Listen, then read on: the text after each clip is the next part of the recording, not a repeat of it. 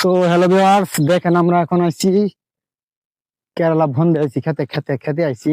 তো এখানে দেখেন দেখেন কত বগা আছে, আমি দেখতেছি বগলি বগলি দেখেন কতগুলো আছে, দেখতে পাচ্ছেন দেখেন। তো এখানে দেখেন ধান ক্ষেত আছে। এই দেখেন আমার মিতা ভাইজান, মিতার ছোট ভাই আরেকজন আসতেছে। তো মামু ওইদিকে চলে গেছে, দেখেন যাইতেছে, ঠিক আছে।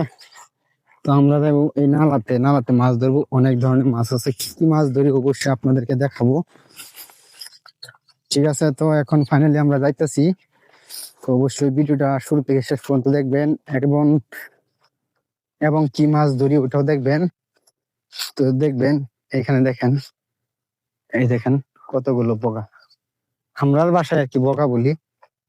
তো দেখেন এখানে পেক, ও দেখেন এটা ফাইনালি নালা, নালার জাল পাতা আছে।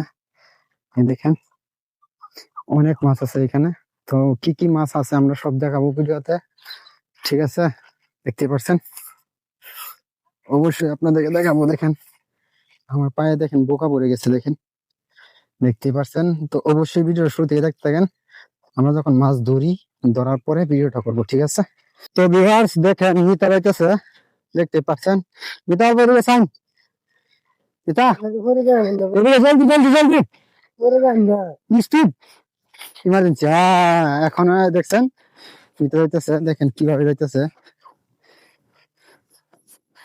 এই দেখেন ওটা ধান ক্ষেত, ধান ক্ষেত কিন্তু অনেক সুন্দর হয়েছে, বড়িয়া ধান ক্ষেত হয়েছে। আমাদের আসামে তো ধান ক্ষেত এখন লাগাইছে না। তো দেখেন দেখতে পাচ্ছেন মিতা যাইতেছে। তো অলরেডি ভিউয়ার্স দেখতে পাচ্ছেন, ভিউটা দেখাবো। মাছ যখন ধরি তখন দেখাবো মাছের ভিউটা।